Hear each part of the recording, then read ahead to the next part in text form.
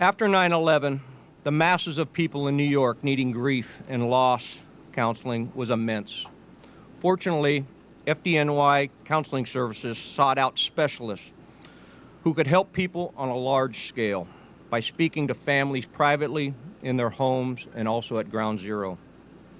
One of these specialists was San Diego's very own Dr. Ken Druck. Dr. Druck is a best-selling author, speaker, an expert in healing after loss, and is the recipient of the Distinguished Contribution to Psychology Award.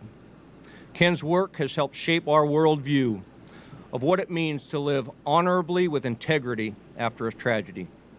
We are beyond grateful to have him here with us today. So please join me in welcoming Dr. Ken Druck. Can you all hear me out there? Have I got you back there? Over there, okay. We're all together, one voice. First off, thank you for inviting me to be a part of this great event, honoring the firefighters, the first responders who've given their lives and have given their service to all of us. As one who has been called upon after some of our nation's worst tragedies, some of my proudest moments are in the pit at Ground Zero, working with the fathers of firefighters who had perished on 9/11, being asked to lead some of the first town hall meetings in New York after 9/11, and doing that, working with the Fire Department of New York Counseling Services Unit, and visiting almost every fire station in the New York area, facilitating support groups, ongoing support groups, workshops, and trainings after 9/11 in New York and right here in California. I'm here today to talk to you about the core elements of healing, support, and self-care. You see, many of us, especially firefighters, are taught extreme self-reliance. And this is a good thing. But because of this, the least used four-letter word in the English language for firefighters is the one that starts with the letter H, help. And so is it any wonder that firefighters and their families often don't know that it's not only okay to ask for help when tragedy strikes, it's one of the ways that we honor the fallen. Yes, allowing ourselves to receive the support as the shock wears off and reality sets in, healing our own shattered hearts, fighting our way back into this life is one of the ways that we honor them. Healing has a life and timetable all its own for each one of us. During a program I gave in New York after 9/11, a program I gave for the brothers of firefighters and their spouses, I learned just how important it is to learn how to give and to receive support. You see, one of the couples that was in attendance that day was a 39-year-old firefighter and his wife. He had gone into the second tower with his brother and survived. His brother never made it out. Hobbling into the workshop on crutches, wearing a cast on her foot, the wife sat down. When his wife sat down, it came her turn to introduce herself. And she pointed to her husband, whose head was bowed, and she complained, "Look at him. It's been 3 months. When's he going to stop moping around the house and get back to work?" After a long pause, I told her that I wanted to help her, but first she would need to do something for me. "Ma'am, please put down your crutches. I want you to run as fast as you can to that wall and back. Right now. Go. Throw the crutches down. Do it." "Are you crazy?" she responded. "Ma'am, your husband is walking with a limp in his heart. He has suffered a broken heart the kind that takes a lifetime to heal. Well, he is going to need your love, your support, understanding, and patience. For that firefighter and others who suffered unspeakable losses, there's a lesson. The lesson is embedded in what I call the code of honor. Fighting your way back into life, summoning the courage to live out the rest of our lives as an expression of our love, not of our despair, I told him, is the way to honor your brother. And he looked at me and he nodded. Looking up at me for the first time that day, leaning over to hug his wife, and nodding a thank you with his eyes to me that I'll never forget. Well, on my desk is a picture of his brother and other fallen firefighters. One that I brought today, sometimes I just bring one randomly. This is of George Kane that his family gave to me.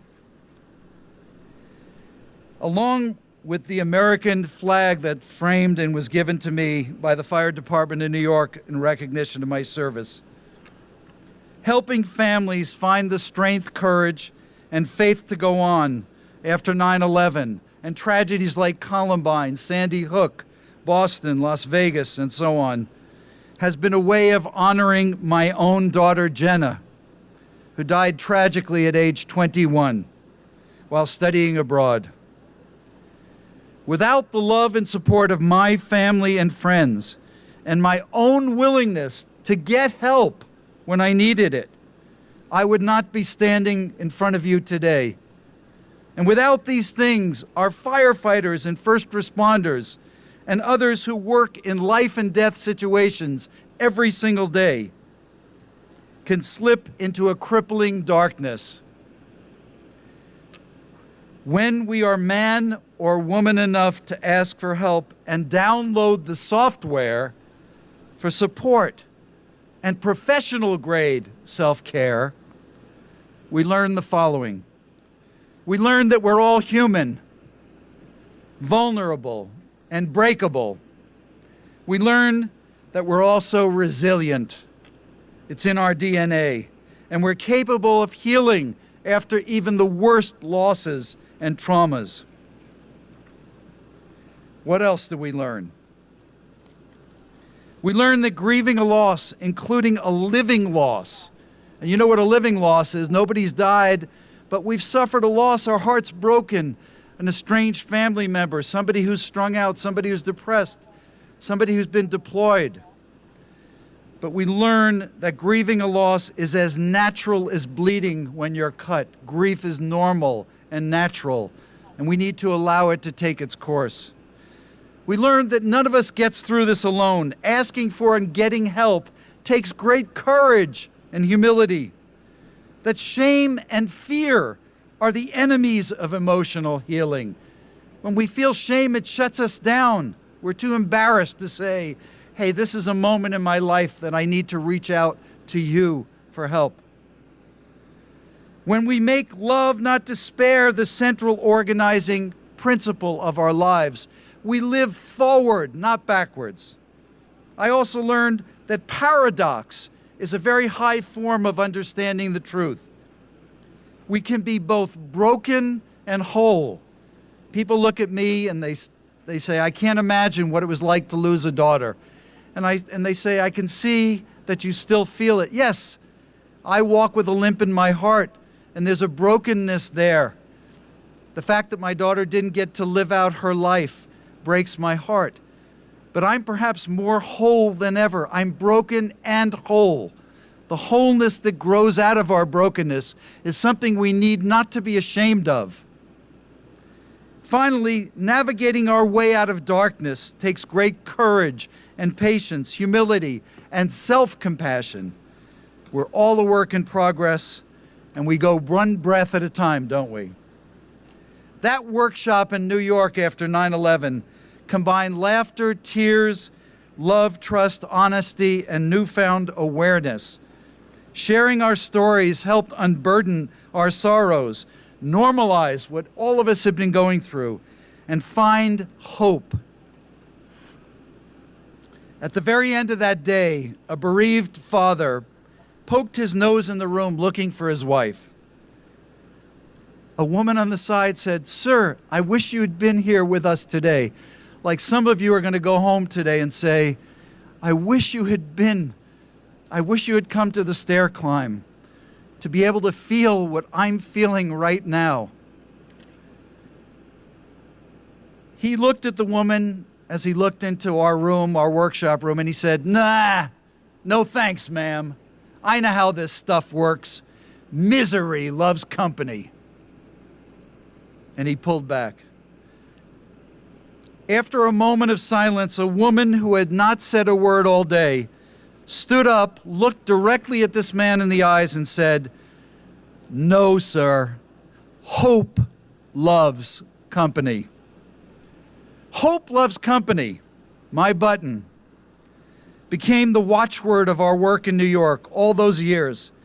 And looking around at all of you today, as I get ready to climb, as we get ready to climb, it's as true today as it was in 2001. Hope loves company. I want to say a special thanks to those who've made this glorious day possible. Carly, Jocelyn, the firefighter aid team, and the volunteers here today. I want to thank you. And bless you, our firefighters and first responders, our heroes. We will forever remember and be eternally grateful to you for your service. Let's all rise up together out of the ashes of sorrow, summon our courage, our resilient strength, our resilient spirit and gratitude, and honor the fallen by climbing in the spirit of greater possibilities today. I thank you.